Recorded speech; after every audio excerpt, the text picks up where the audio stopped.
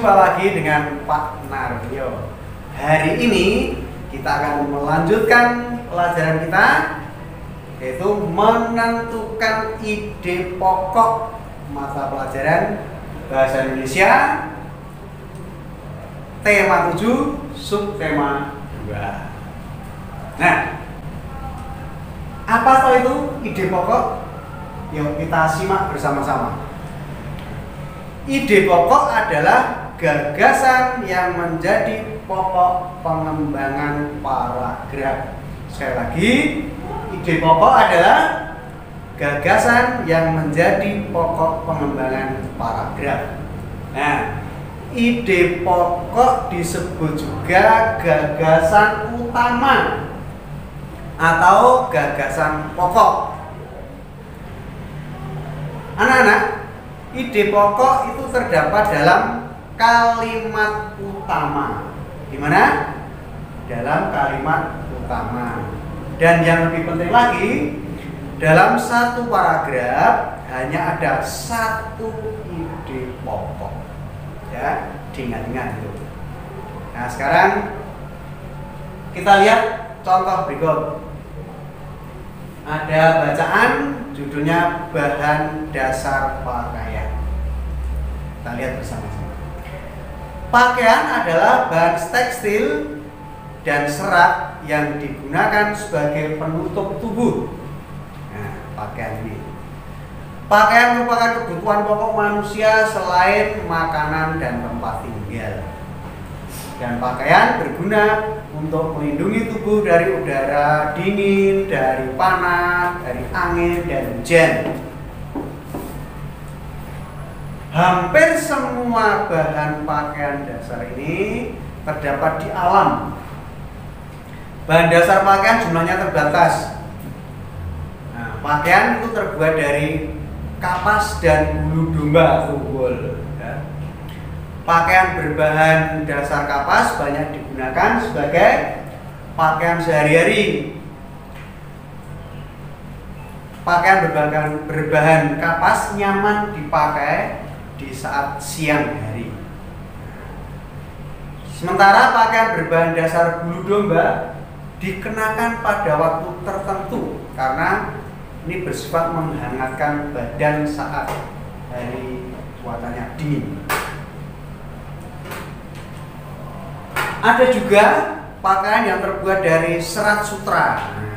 Pernah lihat ulat sutra, anak-anak? Nah, pakaian ini termasuk pakaian yang istimewa. Mengapa? Karena ini digunakan saat acara khusus. Namun pakaian orang-orang zaman dulu itu terbuat dari kayu dan kulit hewan. Pakaian mereka sangat-sangat sederhana. Satu pakaian mereka digunakan untuk berbagai keadaan. Dari bacaan tadi, sekarang akan kita lihat ide pokok masing-masing paragraf. Paragraf pertama, ide pokoknya, pakaian merupakan kebutuhan pokok manusia selain makanan dan tempat tinggal. Pada paragraf kedua, intinya hampir semua bahan dasar pakaian terdapat di alam. Sedangkan pada paragraf ketiga, intinya pakaian dari serat sutra termasuk pakaian yang istimewa. Nah, sekarang akan kita lihat proses pembuatan baju, pembuatan pakaian. Kita lihat, perhatikan gambarnya. Nah, ini ada gambar pohon kapas. Jadi kita buat pakaian itu dari bunga kapas. Kemudian diapakan? Dipintal namanya. Memintal kapas, kemudian menjadi benang, lalu diwarnai. Lalu benang masih mengalami proses lagi, yaitu ditenun. Akhirnya menjadi selembar kain. Nah, ada yang berwarna hijau, berwarna kuning, coklat dan sebagainya. Nah, kemudian dibawa ke tukang jahit. Nah, tukang jahit itu akan membuat pola baju kita, pola pakaian kita. Setelah itu dijahit dan jadilah baju, celana dan sebagainya. Maka prosesnya cukup lama, dari pohon dipintal bunga kapasnya menjadi benang, lalu ditenun menjadi kain, lalu dibuat pola pakaian, dijahit dan baru menjadi pakaian. Sekarang akan kita lihat kain adat Indonesia. Anak-anak, kain adat atau kain tradisional yaitu kain yang berasal dari budaya daerah lokal yang dibuat secara tradisional untuk kepentingan adat istiadat. Contohnya kita lihat bersama. Ada kain ulos dari Batak, ada kain batik Pekalongan. Nah, siapa yang pernah ke Pekalongan untuk beli kain batik? Ada juga tenun ikat dari Flores. Ada kain geringsing dari Bali. Masih ada lagi yang namanya kain sasirangan dari Kalimantan Selatan. Juga ada kain soket dari Melayu dan Minangkabau. Juga ada kain tapis dari Lampung dan kain besurek. Kain besurek dari Bengkulu. Anak-anak, bahan dasar pakaian di Indonesia itu kaya akan bahan dasar pakaian. Semua bahan dasar disediakan oleh Pak Tani dan juga para peternak. Mereka menanam pohon kapas, lalu mereka beternak domba. Bahan-bahan dasar tersebut kemudian dikumpulkan dan dibawa ke pabrik pemintalan. Lalu dilakukan proses pembuatan pakaian. Dengan demikian, ada banyak orang yang terlibat dalam pembuatan pakaian. Maka kita perlu bersyukur dengan adanya keberagaman pekerjaan. Ada yang jadi tukang jahit, ada yang jadi penenun, ada yang memintal. Nah, pekerjaan-pekerjaan lain seperti tukang beca, sopir, dan itu berjasa juga untuk mengantarkan bahan-bahan ini ke pabrik. Oleh karena itu kita harus menghormati siapapun dan apapun pekerjaannya. Demikian anak-anak pembelajaran kita hari ini. Terima kasih. Tetap jaga kesehatan. Tuhan memberkati.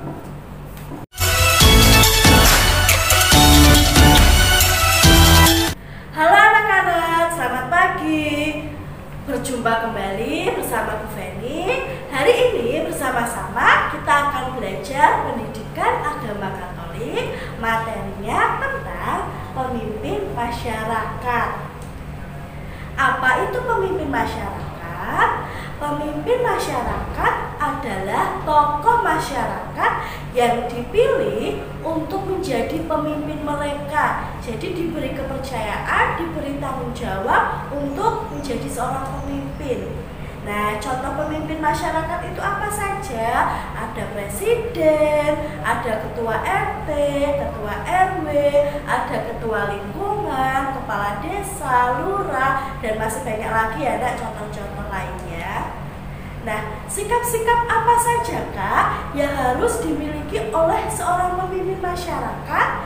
Sikap-sikap yang harus dimiliki oleh pemimpin masyarakat, yang pertama adalah bijaksana. Yang kedua, mereka juga harus jujur, adil, serta memiliki pengetahuan yang luas. Itulah beberapa sikap yang harus dimiliki oleh seorang pemimpin masyarakat. Pemimpin masyarakat harus bisa mencintai masyarakatnya, harus menyadari bahwa pemimpin masyarakat itu berarti sebagai pelayan masyarakat. Seperti yang dikatakan oleh Yesus sendiri, "Aku datang untuk melayani, bukan untuk dilayani."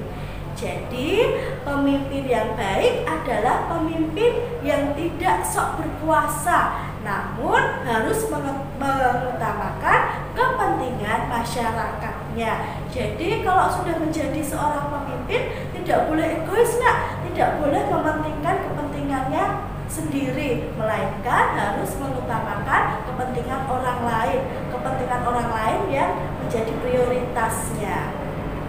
Sebelum melaksanakan tugasnya, para pemimpin tersebut dilantik terlebih dahulu dan mengucapkan sumpah dengan meletakkan tangan di atas kitab suci.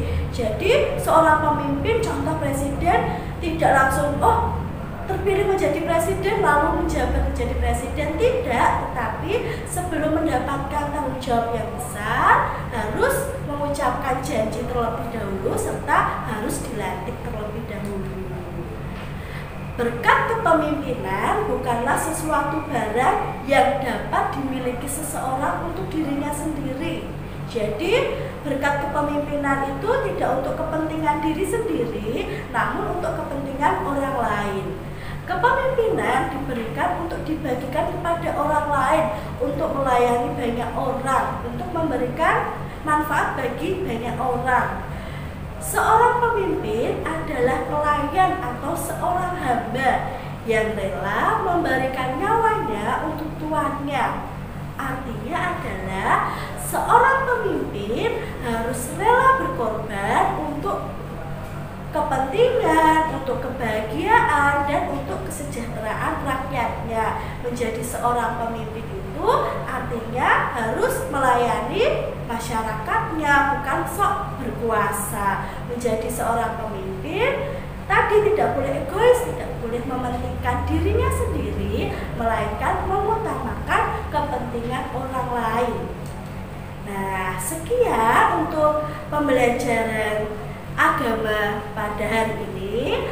Tetap jaga kesehatan. Tuhan memberkati.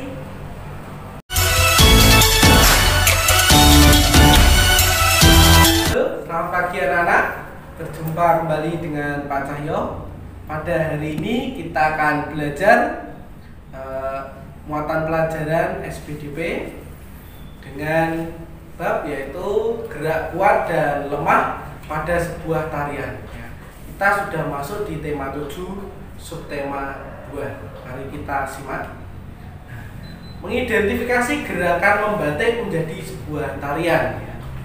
Gerak tubuh yang dilakukan secara berulang dan mengikuti sebuah irama disebut dengan tari.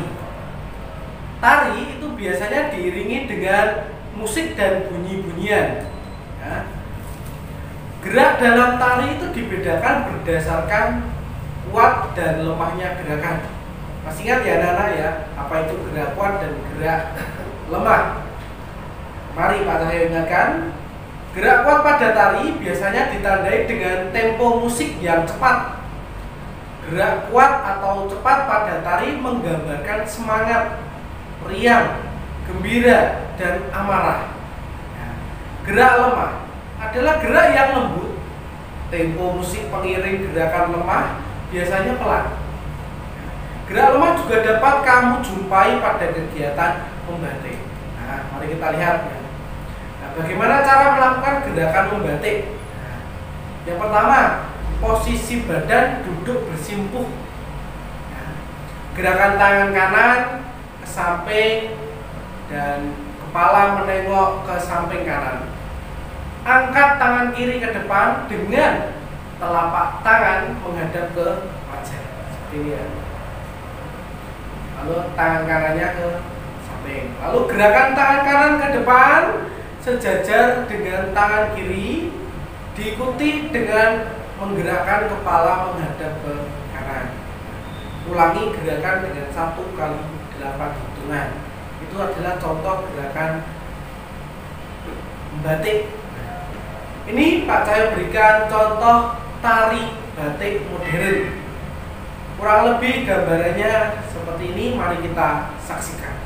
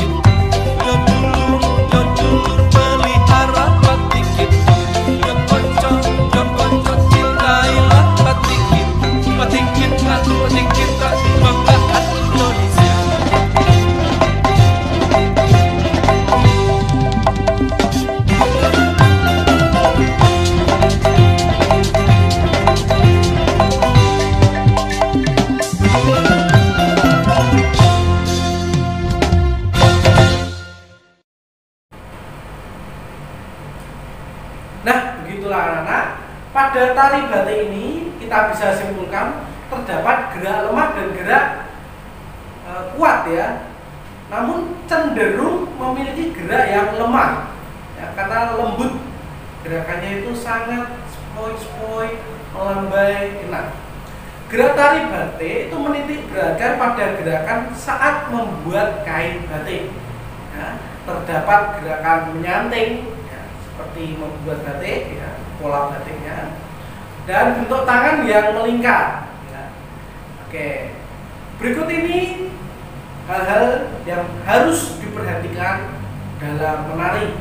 Yang pertama, harus hafal dulu atau menguasai seluruh gerakan tari. Lalu harus ada rasa percaya diri yang tinggi. Menari tidak boleh malu-malu. Harus mampu menguasai tempat untuk menari. Di penguasaan panggung. Jadi kalau panggungnya luas ya, gunakan tempat itu semaksimal mungkin. Lalu gerakan harus luas sehingga penyajiannya lebih indah. Gerakannya harus bagus, harus seirama, senada. Contoh gerakan tari dengan tangan, ada mengangkat tangan, menurunkan tangan, merentangkan tangan, memutar pergelangan tangan, lalu mengacungkan tangan ke depan dengan kuat, bertepuk tangan. Itu adalah contoh gerakan tari dengan tangan. Nah, tarian ada yang dilakukan dengan gerak lemah dan gerak kuat, seperti yang Pak saya sampaikan tadi. Gerak tari kuat adalah gerak tari yang lincah dan memerlukan tenaga yang penuh kuat. Gerak kuat biasanya ditandai dengan tempo musik yang cepat. Lalu gerak kuat atau cepat pada tari menggambarkan suasana atau perasaan semangat, riang, gembira, dan amarah. Ya. Ini contoh tari yang banyak menggunakan gerak kuat. Ada tari Rato Jaru dari Madura Aceh Darussalam, tari Jaipong dari Jawa Barat, tari Perang dari Papua, tari Reok Ponorogo dari Jawa Timur, tari Kecak dari Bali, tari Saman dari Madura Aceh Darussalam. Nah, ini adalah contoh tari yang menggunakan gerak lemah. Ada tari Bedoyo dari Ketawang Surakarta, tari Gambyong dari Jawa Tengah, dan tari Serimpi. Ini yang menggunakan ada dua tempat, Jawa Tengah dan Yogyakarta. Nah, anak-anak nanti bisa melihat beberapa contoh tarian. Nanti silakan dilihat. Ya. Terima kasih atas perhatiannya. Tuhan memberkati.